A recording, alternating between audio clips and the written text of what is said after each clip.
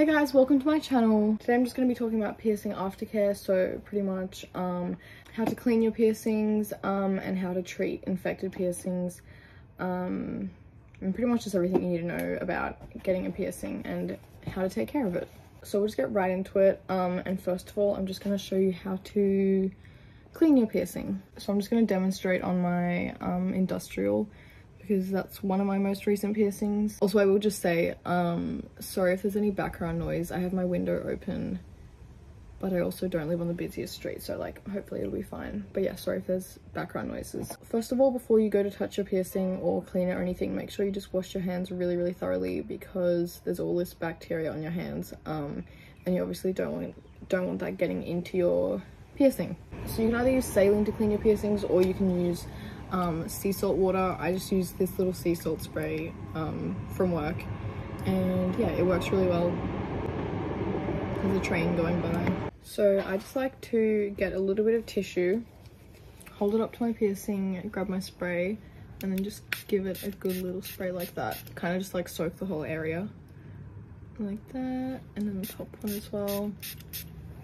That's literally how easy it is. Then if you have any dried blood or crusty bits on the inside, you can just grab a Q-tip, spray the end of it, or dip it in your salt water, whatever you're using, and then just clean around it like this. So you can use the same method for all your piercings except for your oral piercings, which I'll tell you how to clean those in a second. But yeah, salt water is good for all of your piercings, including oral piercings. So pretty much you just want to do that twice a day, in the morning and night. Also try your best not to obviously touch it, twist it, turn it, anything like that. I get a lot of people asking if they can just use a little alcohol swab to clean their piercings, and usually it'll be fine, but for a fresh one it's way too harsh. So say if it's an old piercing and you're just cleaning the whole area or whatever, that's fine, but just not on a fresh piercing, because the alcohol is too harsh for it, so it can just infect it and irritate it instead of cleaning it. So yeah, you don't really want to use anything too harsh on your piercings,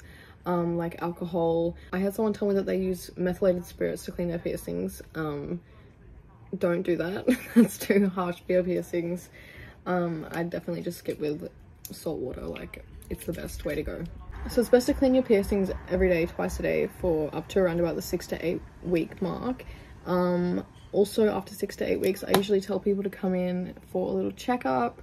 If their piercing's healing all smoothly and everything, then we will swap out the jewelry for a smaller bar, because if you're leaving that longer swelling bar in, because if you leave that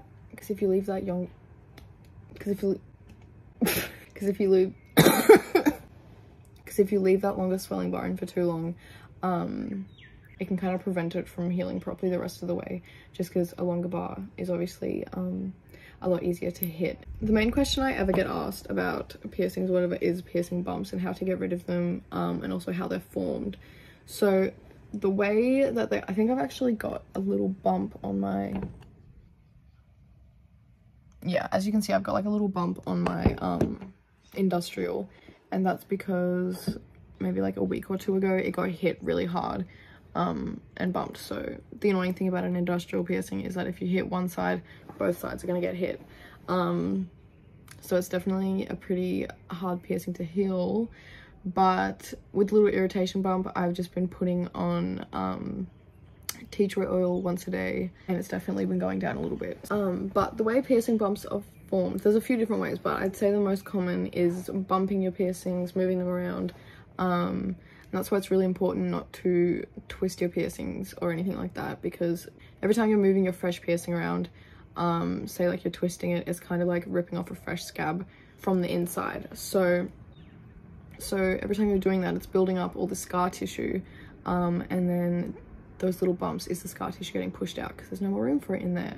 That's why it's really important to try and not touch your piercings, or move them around, play with them, anything like that. So if you do get a piercing bump, the best method that I've ever used is just putting tea tree oil on it once a day. You can just, again, grab a little Q-tip and just dab it on there, but I wouldn't want to do it more than once a day just because it can dry out your skin and irritate your piercing. So after you get a fresh piercing, swimming is pretty much off limits. Definitely no chlorine for about 4 weeks. Obviously salt water is really good for your piercings, but ocean water isn't really clean. So unless you're beaches are like crystal clear, I'd probably try to avoid sea water for about 4 weeks as well. Shower's fine, you can use the water to clean your piercings in the shower. Just let the water run over your piercings, but just try not to get shampoo, conditioner, soap, anything like that, because again, it's just toxic and harsh on your piercings. Okay, so there's obviously all these ways to clean your piercing and prevent it from getting infected, but the quality of your jewelry is going to make a really big difference as well. I definitely always try to go for surgical steel or titanium jewelry. Okay, last but not least, we have oral aftercare. So for your oral piercings, you can use a alcohol-free mouthwash or just salt water. So when you're cleaning your mouth piercing, you just want to get the salt water, just swish it around your mouth for about a minute and then spit it out.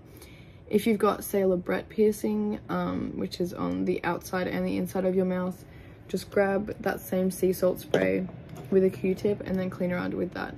And then for the inside of your mouth, just swish the alcohol-free mouthwash or salt water. Alright, so I hopefully covered everything. If I did miss anything, feel free to just ask any questions down below in the comments section and I'll try my best to reply to as many as I can. I've been really bad at uploading on YouTube lately. I'm trying my best to post more, but if you guys do want to see some more content from me, all my social media links will be down below, so definitely go check those out.